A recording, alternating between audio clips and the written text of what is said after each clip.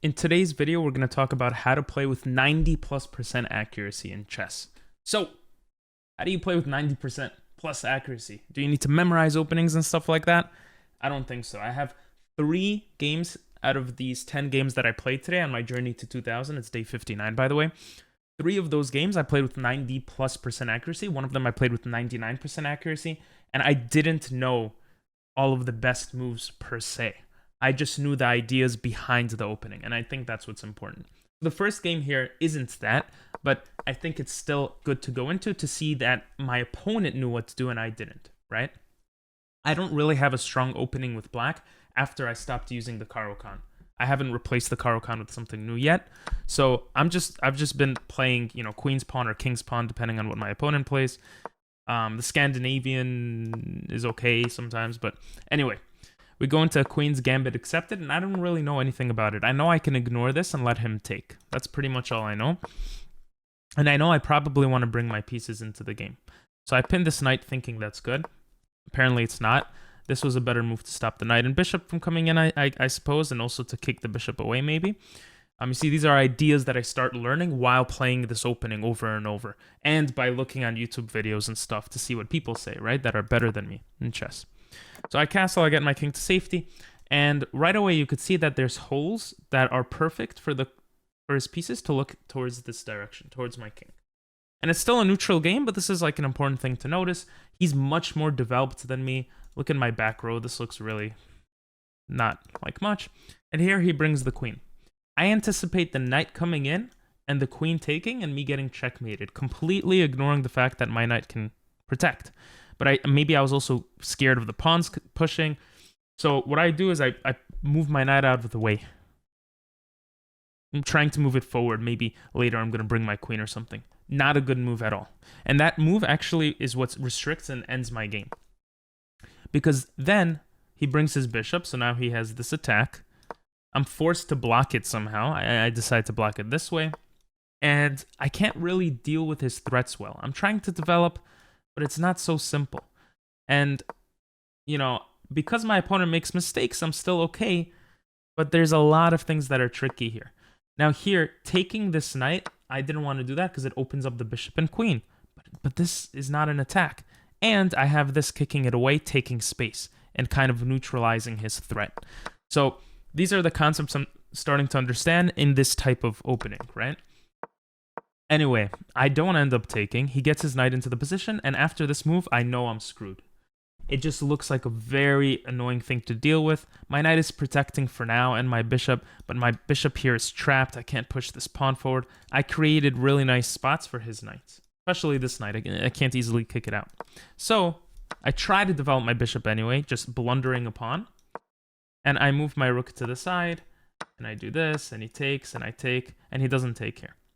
I was happy he took because it took away some pressure from my position. And I'm trying to trade away that knight. I finally do it.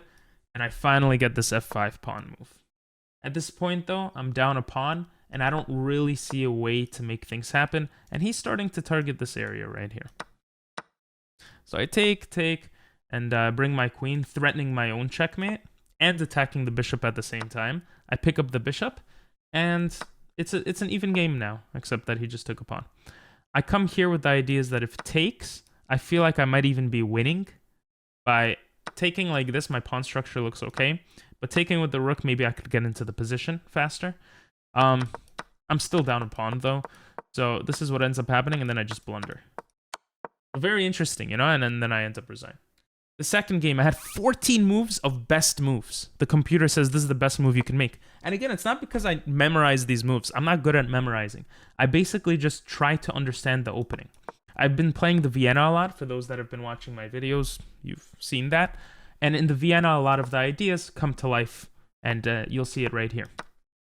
I did not realize that this was a move. Or I saw it before in a video, on a YouTube video, but I didn't remember the best way to respond. I spent like a minute here, and I decided to take. And he takes, and I don't take back. I don't take back because then this makes it very annoying to develop my knight. There's nothing protecting this pawn. It just looks very passive, Because because I know the way that the Vienna works, especially with the gambit. Your knight comes here because the f-pawn already moves. The knight protects any queen checks on this diagonal. Your king doesn't necessarily need to castle. Sometimes it just walks around and it's fine. But it could castle, bringing the rook and queen here to have a strong attack. So I know these ideas. I bring my knight, and you could see these are all the best moves. And typically people like to take, which I don't believe is the best move. My opponent doesn't do that. And here I'm just, you know, again, I don't know the best moves here. I'm just playing smart. I'm thinking, okay, my queen is kind of under threat. Let me protect it, right? This is developing a bishop, allowing me to castle, and at the same time saying, hey, if you take and I take back, well, that's fine. This is not a threat anymore because I have this. Maybe. Still a little tricky. Still a little tricky because if he sacks his knight, I do lose my rook. Well, actually, I don't because the bishop protects.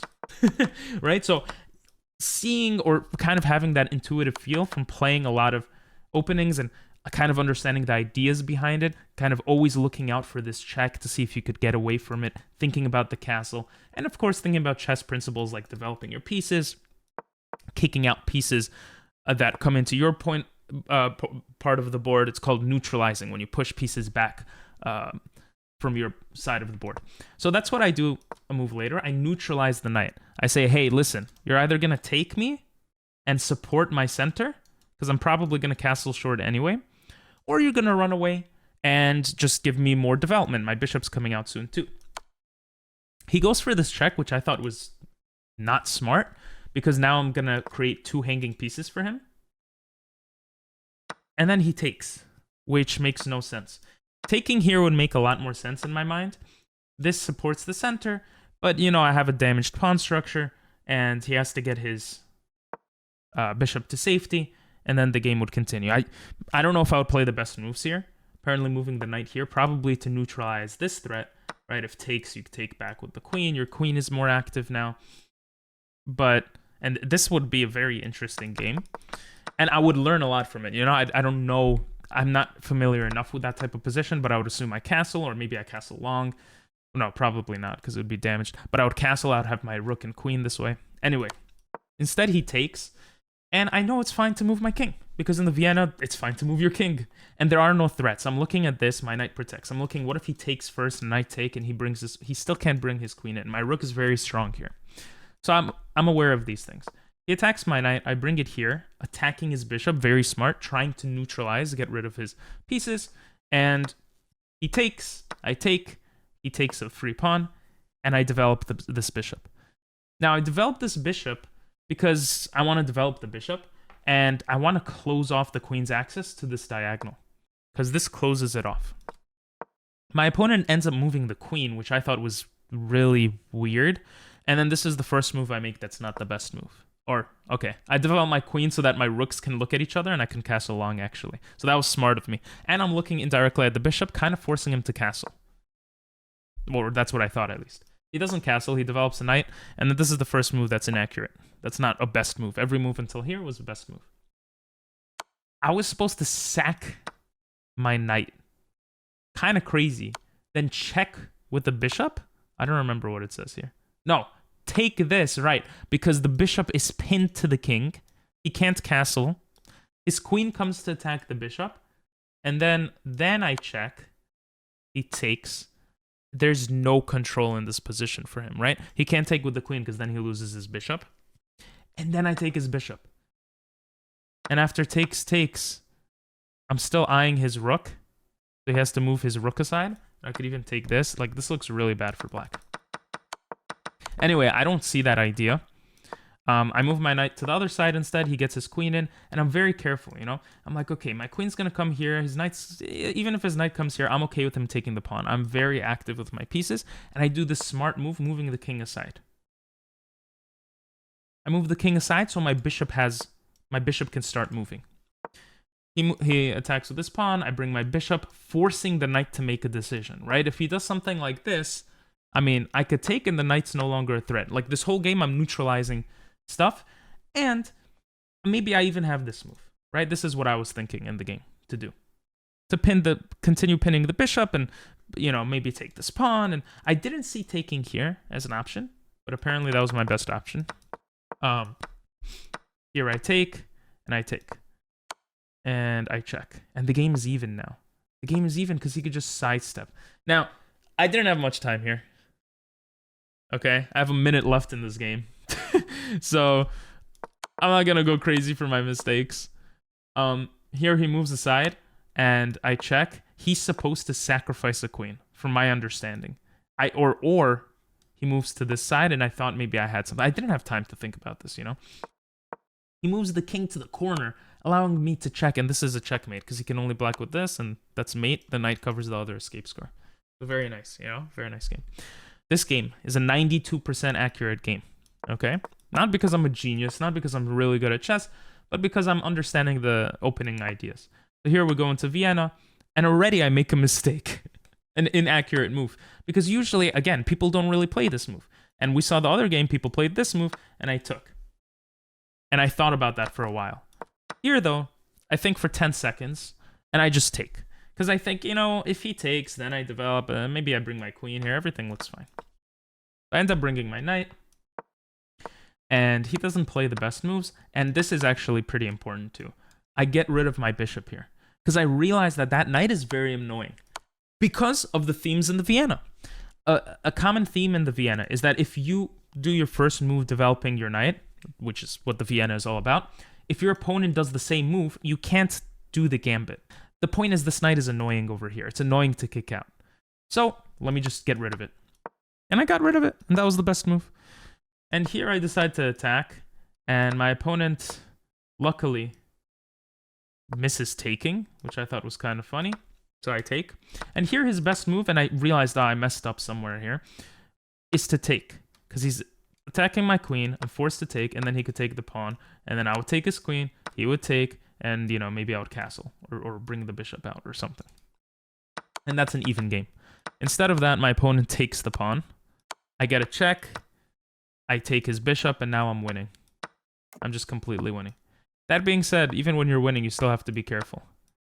So I make these moves, and I'm trying to double my rooks, and here, I think for a while, I'm like, wow, this is actually an annoying threat, but even more annoying is this check, right? Check, capture, threat. You have to think about the checklist. So I brought my rook back to force a trade. He can't come down. He can't. If he doubles up, he just, you know, I could just probably trade rooks and be fine. And the knight covers here. It's just a really good position for me, and my opponent resigns. 93% accurate game. Now, these are shorter games, but, I mean, still pretty good, right? So here we go into a, what is it? We go into a Scandinavian, right? And I'm okay at countering the Scandinavian. My ideas is the queen comes out early, you have to kick the queen away, but a lot of times you can't. So I'm going to concentrate on quick development and then kicking the queen away. That's my thought process when I play against people who play the Scandinavian. So that's why you see like all these moves that I do. They all make sense in that context, you know? This is how the Scandinavian starts. Some people do it this way to trade the knights after. It's called the Alekhines defense, according to the engine. I don't know enough about openings and stuff. And you trade the knights and it's still fine. And here, basically, the reason why I developed this knight is because I don't want to push my bishop out later, and this being, I don't want this to become a target. So I do it this way. And here, you know, I thought for like 40 seconds, because I'm like, is this the best move? It seems a little passive, but at least I'm still developing, and it stops any tricky ideas that could win this pawn and the rook possibly and stuff like that. You could see I try to get rid of the bishop right away. Wasn't even the best move, right? And then I go for this large, I try to take space, and I'm gonna bring my bishop into the game. Here I just completely demolish my king safety because I know my king is fine here, and I try to trap the bishop, and yeah, he's forced to trade and he resigns. He has 2 hanging pieces.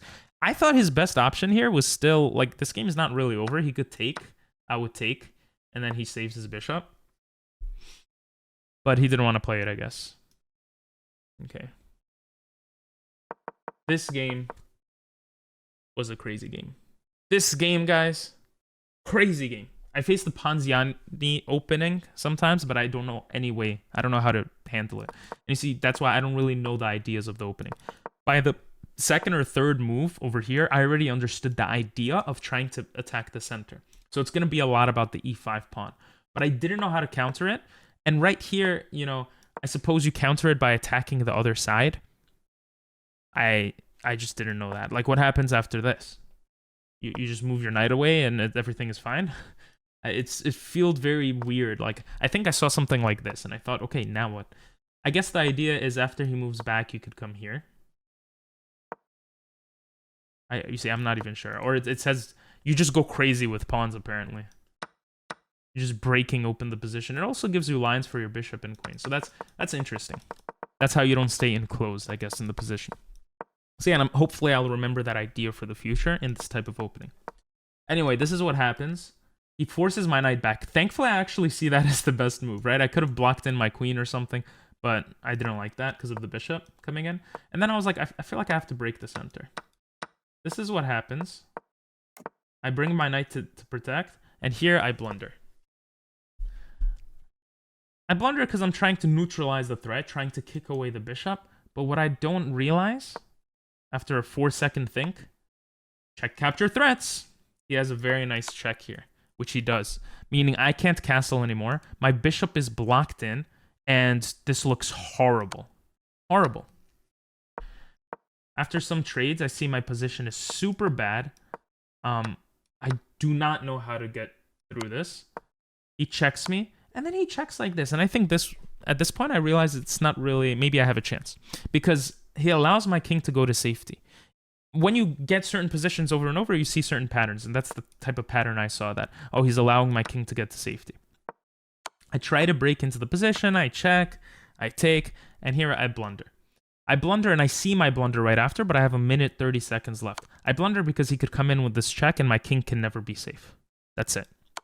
Now, the best move for me, surprisingly, very funnily, was to come here.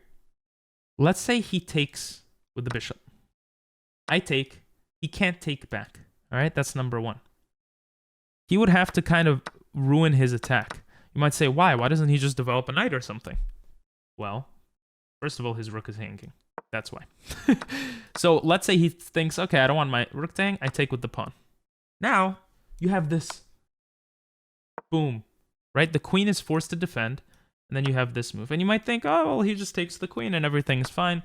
This is mate because the bishop covers the escape square. So very, very interesting ideas. Very, very interesting. I didn't see it, which is fine. You know, you play enough games, these certain sort of patterns hopefully will come to your head. Hopefully to my head too. Anyway, he blunders. He doesn't go for the check, which allows me to come in, check capture threats with the check.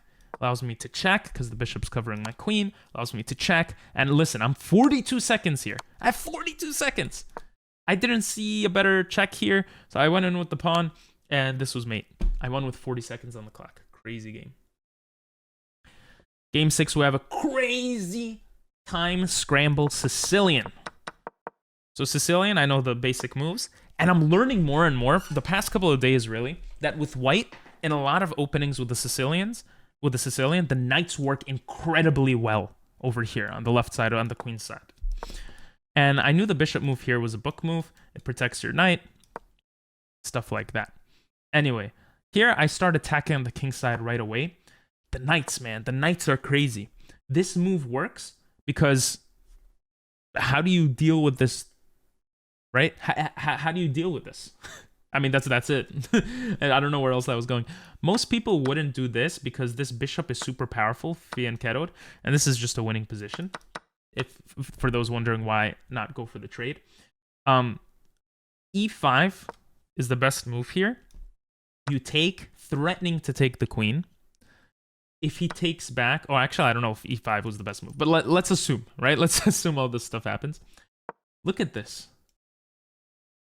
The queen is like almost trapped. He's forced to run away. I was looking at a different line, and boom, you get the rook. A lot of these lines have the knights. The knights are so crazy here. I didn't see that. You could push very quickly with knights. I didn't see that. So this is what ends up happening instead. I go into a decent position, but my king is forced to move, and then it gets crazy. it gets so crazy, and I don't see this check. I didn't see this check. And I felt like I was losing here. But I'm able to take away the queen, and I push this pawn, and I didn't see this move. You might think, why does that work? Well, that bishop is super annoying. It sees a lot. But also you take. And you're opening up lines against the king. You're forcing the bishop to stay here. And you're going to lose the bishop, right? I don't know if you could even save that bishop. Because let's just see, like this, you lose the bishop. This. You know. Anyway. I could be wrong. Maybe it's some other stuff there. I come in this way, and I have 47 seconds left. 47 seconds in a winning position. Okay? I bring my queen to the side. I don't have enough time to think. I was thinking of coming here, but I thought it allows the bishop to get into the position, and I can't take because the queen is looking here. Apparently, this was my best move because the bishop watches. Makes a lot of sense, right? Something like this, and then if he moves aside, you could probably just... You're just completely dominating your opponent. Anyway, I push the pawn forward so we don't need to trade and simplify there. I move my queen, and I have this brilliant move! It's a brilliant move because... What is a brilliant move? Boom. That looks like you're just losing a rook. And apparently, okay, it's a brilliant move because of the next move, which I did with 25 seconds left on the clock. I divert the queen's look so I could come in with a check. But I didn't see anything after this check. I'm like, how do I change this position? Not only that, but when the bishop takes, I have a discovered attack on the rook. So I actually saw the discovered attack. I saw this take. But I had 25 seconds and I panicked. I thought it was safer to take here. Why not do this? I thought, oh no, what if the queen stops it? What can I do then? But then it's just a free queen. The idea here is that your queen is in the position. The queen has, your opponent's queen has no way of getting into your position very quickly, right? Thankfully, I saw the discovered attack. I have 22 seconds left, and he blunders. He blunders because of a cool move. Boom, and, you know, boom or something. And again, my queen gets into the position, and soon he's going to be lost, right? My rook's going to come in. Doesn't look good. Something like this, and that's mate. I didn't see it.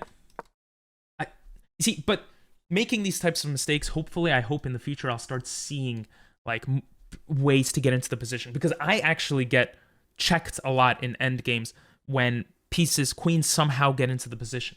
Check capture threat, right? The checklist we talked. If you didn't watch that video, check that video out. That's very important checklist to go over. Anyway, this is how the game progresses. Again, I have to get into the position. I don't get into the position, and listen, I have 7 seconds left, but now my opponent has 30 seconds. He's been thinking a lot. And I'm like, you know what? No, let's just keep it simple. I don't want my king to be attacked. Let's just keep it simple. He blunders because I have a check to come into the position. I check this way instead because I realized this diagonal. And my opponent has 17 seconds. Now he has 9 seconds. I have 5 seconds left on the clock. And my opponent runs out of time. I make a move in 2 seconds. My opponent runs out of time. This is such a whatever move, the move I did, it doesn't really do anything, but it looks kind of scary, I guess. I don't know. Crazy game. Crazy game. Guys, this game was crazy as well. Okay? Right here, opening, you know, the Vienna opening. I know just from me playing the Vienna, you know, when the knights are on the same sides, you mirror a lot of the first few moves. And the queen comes out here. And I've played this also. I knew that the queen comes here because I think yesterday, you could see I played 40 games yesterday in that video. I played something like this. The queen got into the position. And I played something like this. And I was losing. Very passive position. Or at some point, I attacked like this.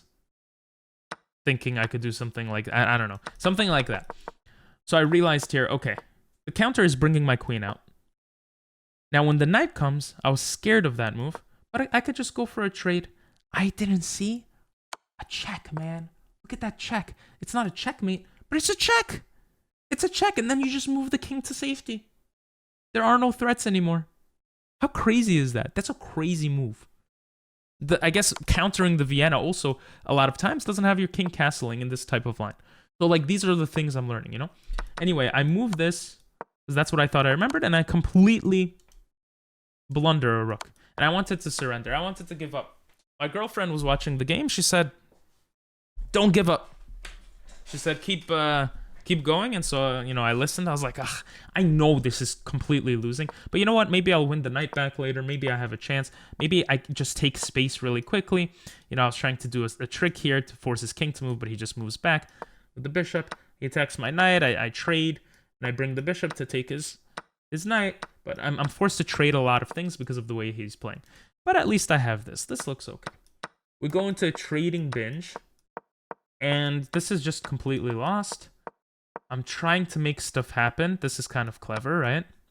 I thought, oh, maybe I have a chance like this. Apparently, I do have a pretty good chance like this. Oops, that was a mistake. Probably because I get into the position and pick up a pawn, maybe, and the game continues. Anyway, he doesn't do that. Lets me get it for free. Brings a knight. And now my rook is on the 7th rank. Very important concept in chess, right? To limit the king's mobility in the endgame and to pick up pawns. He comes with a check, and I decide not to take, because if I take, I lose my knight. I need resources. I also see that potentially, if my knight is on this square, he's covering here, and this would be checkmate. I also see that I have this move to check with the bishop's help. And if he goes in the corner, then I probably win, because I could come here with the discover check and pick up his rook. Anyway, doesn't do that. Brings the knight here, and I take. I take with 40 seconds left on the clock. I take... And after he takes, it's an even game because of this check. You might think, why?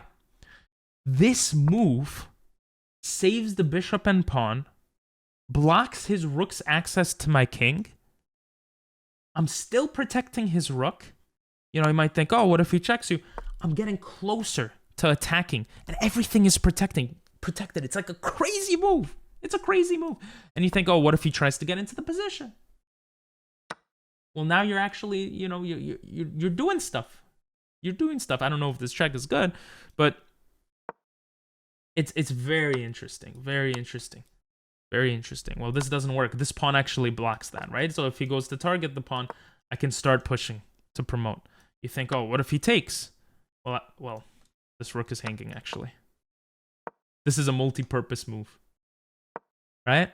So a lot of craziness here. If he takes and he ignores my rook, my pawn, not good. Not good. Now, I'm not playing the best moves. I'm just playing really quickly to show you that this game was still alive. Look at that. My king is in the position. This is a mate. This is a mate threat. That is crazy. Computer is saying, come in with this check, block, and sack the rook. Now, if you check like this, it's also fine, I guess. And then what do? I come here, attacking? Crazy, crazy position. Anyway, I don't push the pawn forward here. I take the free pawn. I have 13 seconds. You can't blame me, right? I pick up his other pawn, and I'm like, okay, it's a very open position, but maybe I could keep checking, make something happen. He comes into the position, and I don't trade. I don't trade because... bishop against rook, it doesn't look good, and I thought maybe I could make something happen. Again, I have 1.6 seconds, and I end up losing on time. So very, very cool. Here I play with 99% accuracy. 99%. There's only 13 moves, but you know, Sicilian. Look at that. Look at that beauty. This is my only like move. My opponent blunders because I have this move attacking the rook. And if he takes, which he does, then I bring my queen into the position, attacking the rook. He can't go here because the bishop is covering. Now, my opponent brings the queen here. You could see how strong, like my knights didn't come into the position, but this also shows me like, wow, the queen side is just crazy in the Sicilian in a lot of lines. I win the rook and I see that my queen isn't trapped. I actually look carefully, right? I see, okay, what if he comes here attacking my queen? I could just move over. So... well, he doesn't do that. But if I come here, I can move over and the bishop's covering the queen and everything's fine. Like if he takes here, he loses his queen, right?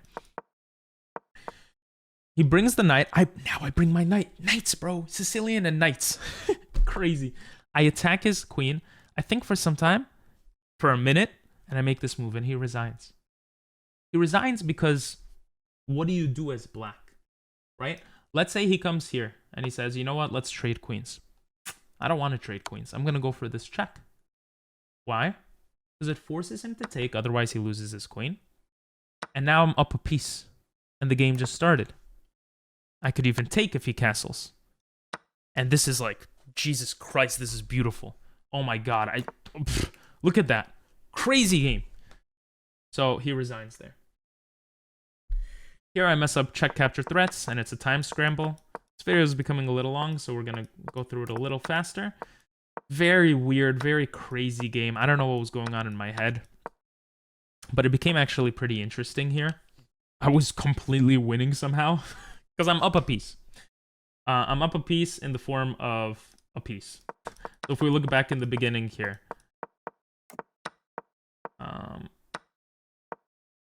My opponent just lets his bishop die. So he lets his bishop die. And I'm like, you know what? I'm going to take it. Because even though it opens up the rook, I think I have a chance. You have to be very careful in these situations. What I blundered here was this check picking up my queen. I take, I'm forced to take, I'm really pissed at myself, and then I put myself in this hole. And the reason why this doesn't work is now my pawn doesn't protect this.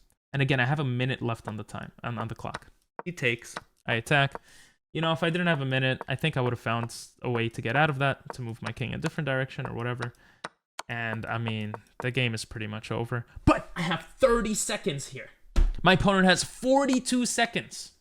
Okay?